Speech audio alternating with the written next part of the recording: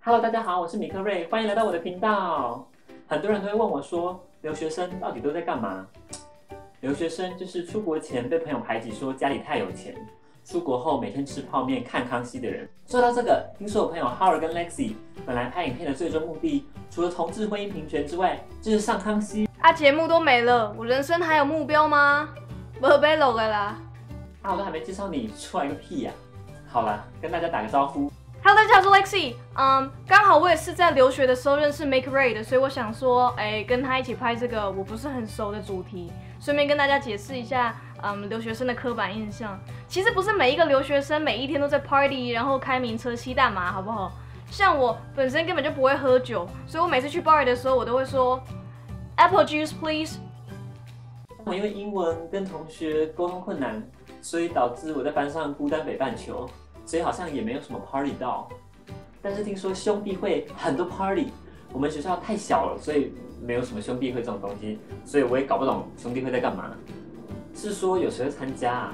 我有参加哦，我的兄弟会叫做 Alpha Phi Omega。其实我入会的时候觉得有点可怕，因为他会把你的眼睛蒙起来，然后带你到一个点满蜡烛的房间，然后要发一些誓，然后有点像哈利波特。最后就是要讲一些兄弟姐妹都是我的家人之类的，就差没有滴血认亲而已。然后入完会之后，就是会有一些 party 之类的。但是我这个兄弟会，它主要就是帮弱势族群做事啊，我觉得跟那个台湾的社团有点像。在美国有趣的一件事就是一定要自己煮饭，因为在外面吃真的太贵了。我在台湾是完全不会煮饭的，之前烤布朗尼烤成发糕，算是人生的成就之一吧。我之前住学校宿舍的时候，每一天都会被规定一定要在学校吃餐厅，但是其实是蛮贵的，只是你没有什么选择。然后之后我搬出来住 house 之后，我就一定要自己煮饭。可是我煮的东西真的是有点悲剧，所以我人生最大的目标就是娶到一个很会煮饭的太太。没有啦，就是我之后是希望她在煮饭的时候，我可以当小帮手，就好削皮啊、洗碗、倒垃圾之类的。不过重点是，我觉得就是因为我不会煮饭这件事，导致我来美国这几年就是一直在变瘦。我也很瘦好不好？你是只吃罐头吧？美国这边卖很多种罐头，基本上开了加热就可以吃，但我实在是觉得看起来很恶心。哪有，明明就超好吃的好不好？但是在美国买东西真的非常不方便，因为它路边没有卖咸酥鸡，也没有卖卤味，所以我什么东西都是买冷冻的。但是美国的冷冻食品真的很多，所以我都会买一些鸡块、薯条、玉米热狗之类的，放到微波炉微波就可以吃了。我真的好想台湾的 Seven 哦！我要出国之前 Seven 都还没有卖双麒麟，我之前看新闻看到超感伤的，我都吃不到。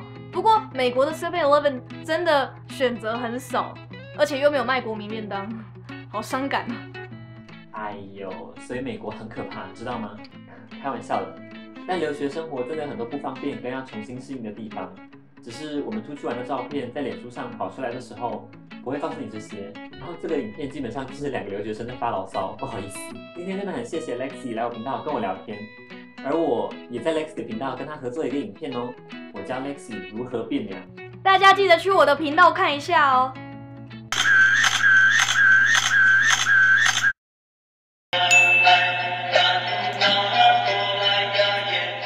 如果你喜欢这个影片的话，就给我一个赞吧。如果想要知道更多留学生活的话，也可以留言在底下询问哦。然后不要忘记订阅，也不要忘记订阅 Lexi 哦。谢谢你的收看，我们下次再见，拜拜。